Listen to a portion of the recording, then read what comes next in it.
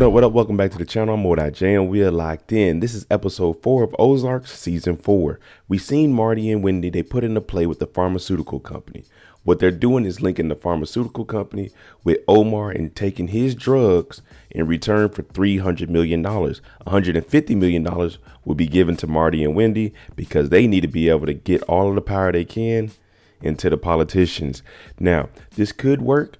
But Agent Miller, she's going to be the key piece to keep this operation running smoothly because Navarro wants to get out of the game clear and free. But before we jump into episode 4, shout out to the notification gang. If you're new to the channel, you want to be a part of it, hit the subscribe button, turn on your notification bell so you get something every time I upload. Hit that like button. It's the easiest thing you can do. So we're moving forward. We got to play together. But our nephew, Javi, that works with Navarro, he wants to take over and he's going to be watching this whole operation very closely. So we're going to see how that works out for them. This is episode 4, the Ozarks. We start the episode off with Wendy and the Byrde Foundation talking about their partnership with the Shaw Pharmaceutical Company. Now, they're supposed to be building 3 rehabilitation centers down here in the Ozarks and in the Midwest. The reason they partner with Shaw is because most pharmaceutical companies, they can just pay their fines. With all of the opioid deaths that are coming, they could have did that. But what Shaw Pharmaceutical Companies is doing is donating to try to help this, try to counter anyone that's addicted to it. And that's why Wendy is saying this is a good partnership. She also brings up that her brother Ben, which we know he wasn't addicted to drugs like that, but she's saying that he was on drugs, so she knows how this experience is, trying to make it feel like she's relating to everything that's going on. Investigator Mel, he's been on the clock 24/7, might as well say 25/8 because he's never given up. Originally, he came down here to get a signature from Helen about her divorce.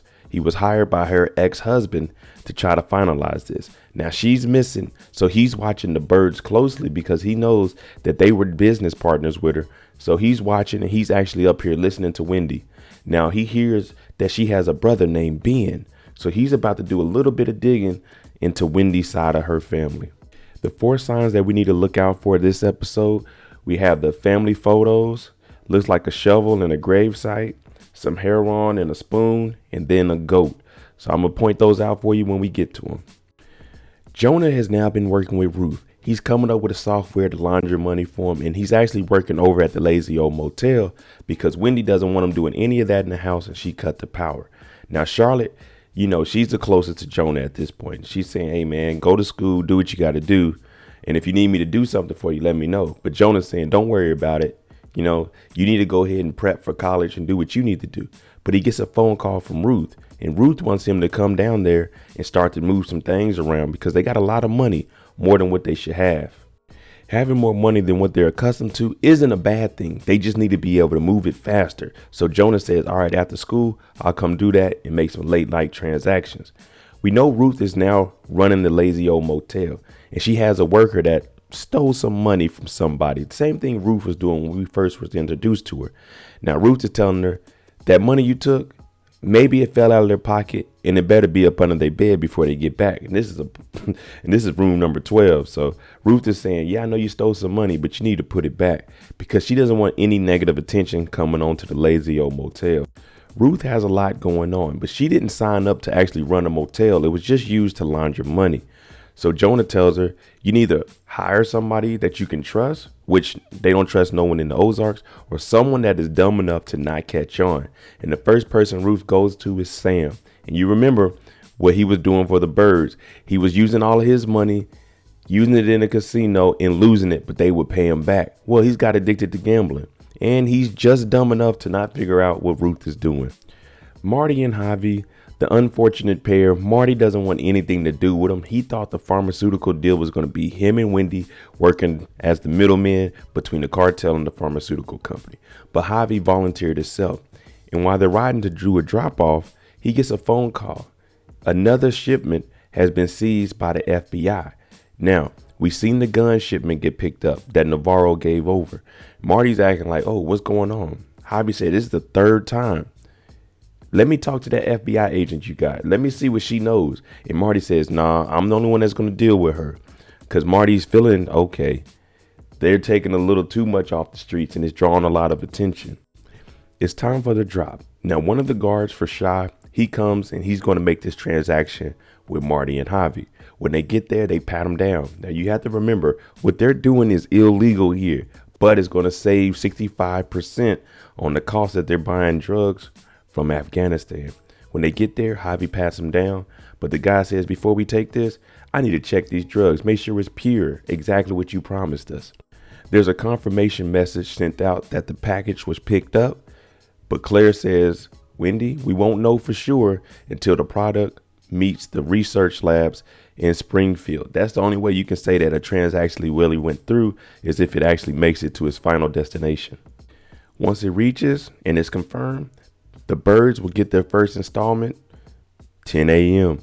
Now, Claire is saying this has to work because even though her brother ran this company into the ground, her father still gave her an opportunity to run it. So she's really taking big chances with this. You know, it's some dirty things that got to go on for you to make sure that things run smoothly in the long run. But she's just telling Wendy, we can't mess this up. Chef Kerry Stone comes back down from Chicago. Why? Because he has a connection now. He got Ruth. You know what I'm saying? We bringing in some things. He has a limo driver and he's coming to pick Ruth up. Him and a couple of the high rollers, aka clients, they want to go down to the Missouri Belle and get some gambling in. Now, it takes a little bit of convincing to get Ruth to come with him, but she agrees. And Sam, he's there. He's like, oh, thank you, Mr. Stone. Yes, I'll stay here. Ruth is looking at him like, what is wrong with you? He's like, oh, man, that's Kerry Stone. But Ruth is about to go with Kerry to the casino. The only thing is, when Ruth gets to the casino, she's banned from coming in. Now, Charlotte calls her dad and they got security there. Ruth gets on the phone and is like, look, Marty, we're just here to gamble. I got some of the high rollers. So Marty knows they need to have that money coming in. Kerry Stone, he's a huge chef, millionaire. His friends, millions. So he's like, okay, y'all can come in. But Ruth, I'm trusting you. Don't mess up nothing in here. Everyone remembers Ruth at the casino. So when she comes in, oh, Ruth, how you doing? You know what I'm saying? She used to work there. She used to be one of the top dogs. Now, she's on the other side and she's enjoying it. But when she comes over to the bar, she sees Wendy on TV talking about rehabilitation centers. But she also brings up her brother being missing and being addicted to opioids. Now, we know that's not the truth. So Ruth, hearing this, she gets a little upset because she loved Ben.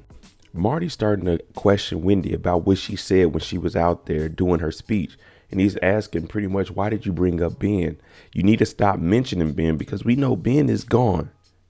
We got rid of him. We cremated him. We can't keep bringing him up because that will have people snooping around. But Wendy, of course, she says, I don't want to talk about it. Sign number 1, the heroin. Ruth is in here with Kerry and they're in here. They winning. They running it up on the tables. But Kerry needs a little break. Well, several breaks, if you ask me. He goes into the bathroom. He's taking it straight to the head, over to the counter, taking it to the head. I'm talking about he is getting high, people. High. When he comes out the bathroom, Wendy's over here having a good time with all of Kerry's friends. But she looks over and she sees him kind of stumbling and holding on to the wall. And then he falls down the stairs. He begins to OD. He falls down the stairs. Wendy, she worked here. She knows what drug he's on. So she needs to be able to get something to get him up. Now, there's a little first aid kit in the hallway, but it's not enough. So she's telling security, let me into the office because she knows in here there's an epidermium pin that'll be able to get him back up. Everyone's sitting around. They're like, oh, my God. No one's calling the police. They're just like, whoa, man, what's happening? I would have been over there looking, make sure I got my poker chips. But she revives him and he starts to spit up everything that he had. Now, Marty just told her earlier, I'm on my way up here. Ruth, I trust you.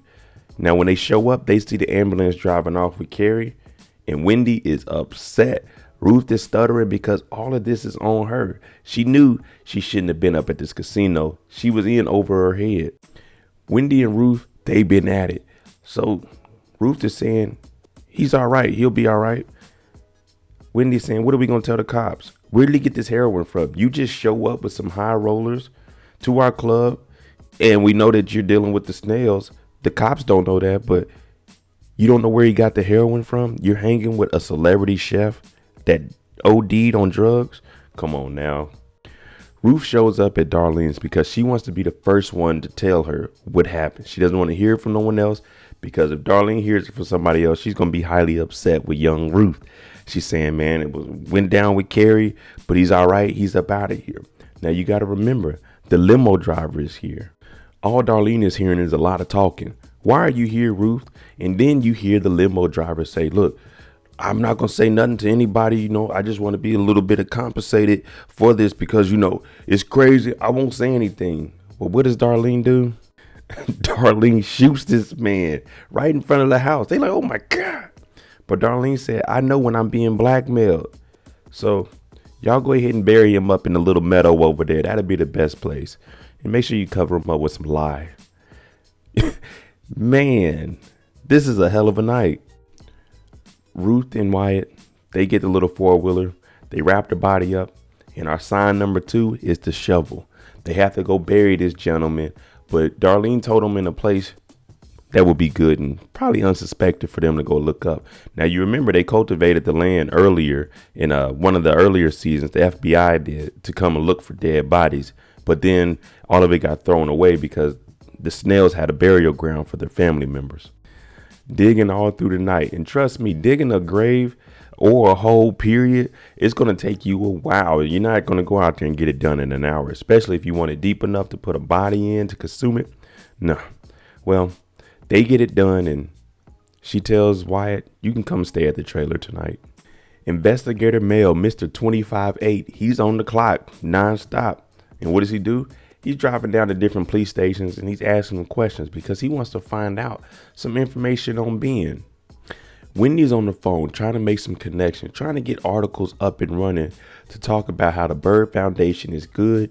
The casino opened up 350 local jobs. These rehabilitation centers are going to do the same and also be able to help people out that have an addiction.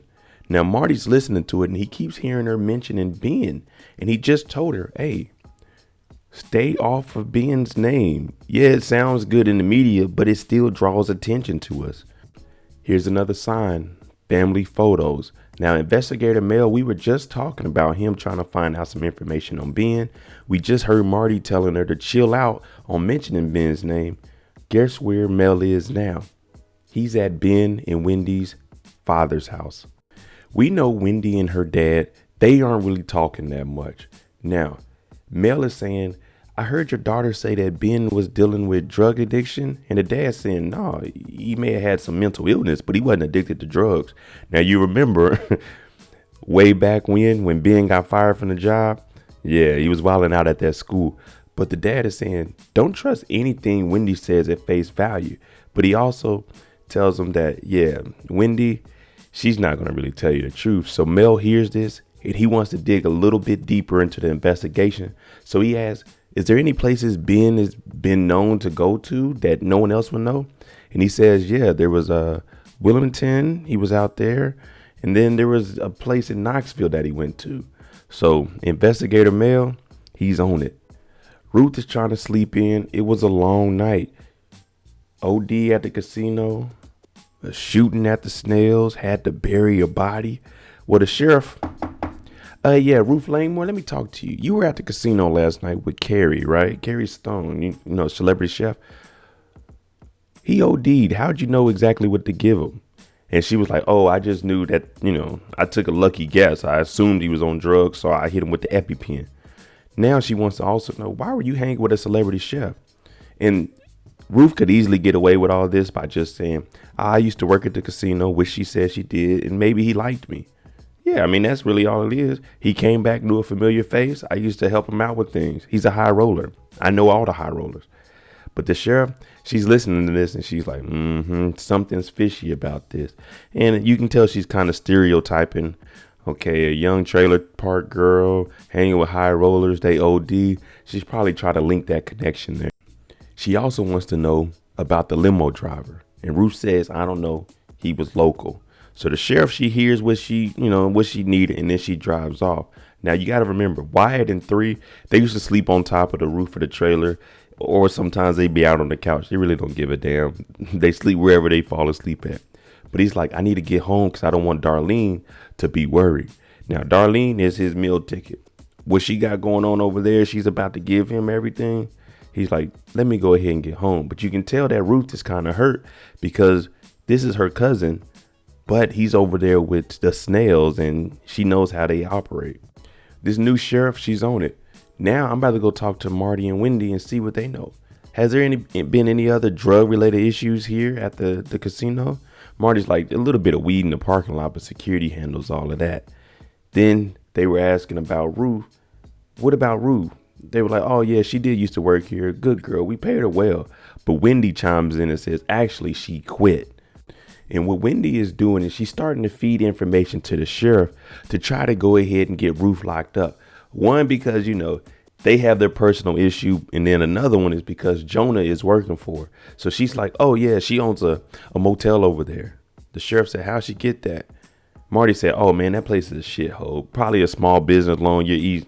Marty's trying to downplay it because he knows that his son is working with Ruth. And if Ruth goes down, his son will go down. But Wendy, she's just like, oh no, you probably need to check them. After the sheriff leaves, Marty's been trying to cover up all of this. Wendy's over there. She's back to working. He's saying, our son will go down. Wendy said, maybe that's what he needs to do. Go to jail for a little bit. He is a minor. His court case will be sealed until 18. No one else would ever find out. He's not going to do any jail time. We have connections. Marty's saying, yeah, I don't know if I want my son to get locked up for that anyway, though. That's just silly. But Wendy, she just in her feelings. Harvey meets up with his lawyer to go talk to the guy that got busted for driving the guns by the FBI. Now, when they get there, they're speaking in Spanish, and Harvey doesn't care about all that other stuff. Who did you see out there? Because he said normally it's the DEA raiding them and taking their shipments, but this one was the FBI. Now, the guy says, I can't remember what I seen. And Harvey's saying, that's what we're paying you for. You need to remember everyone that was there that arrested you. Now, his lawyer is saying they threw him on the ground very, very fast. Harvey's asking him, was there anyone new on the job? And he's telling them no. Now, you're going to go down for this. These guns, they're going to be on to you. We don't know where they're coming from, but you're going to do time for it.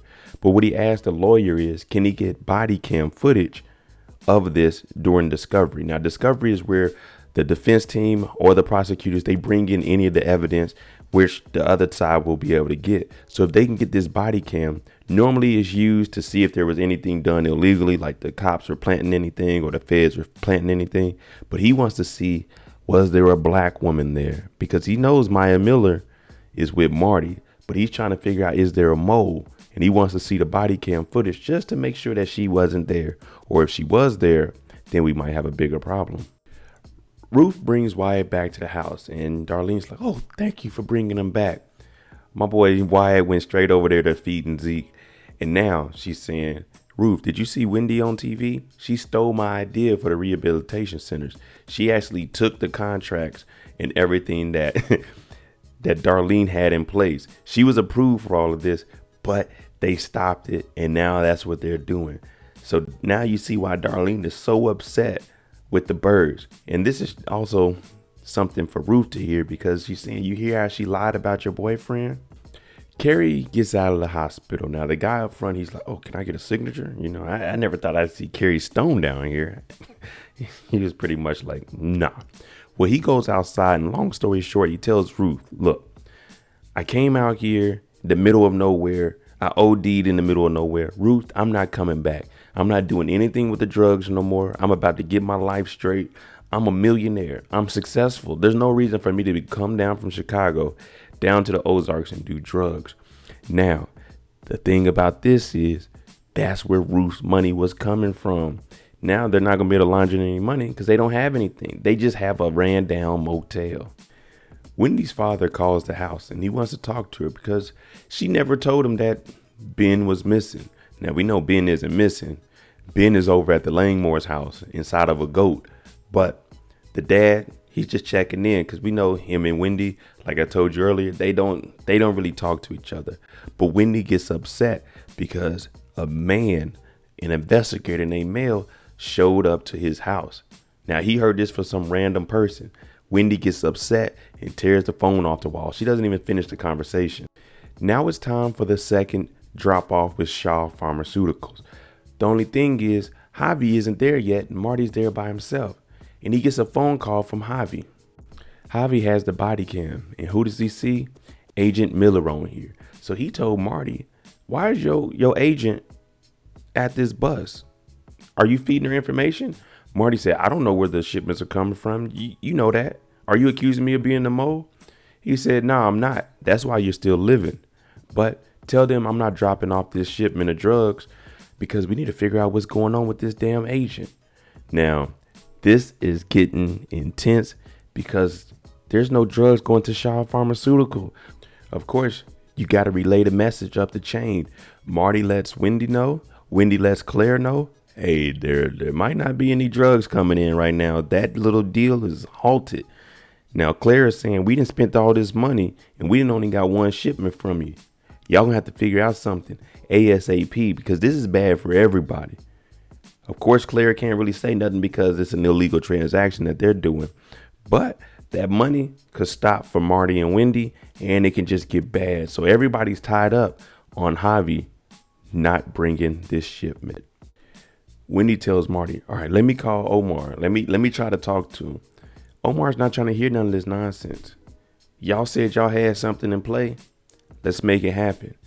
Wendy's trying to talk to him about the future. And he's saying, in this future, are we friends? Her response was, I don't know. He said, you know what? It was nice to hear your voice. Omar is doing everything that the Byrdes wanted him to do. But y'all need to figure out something else. Why was Miller out there anyway? She should have turned it in and said, oh, I can't show up to it. But you can't do that in the feds. You got to do your job. Marty shows up to talk to Ruth. One, because he knows she got a lot going on with the OD situation. And also because his son works for her. So he's going over here trying to make peace. Brings her a beer.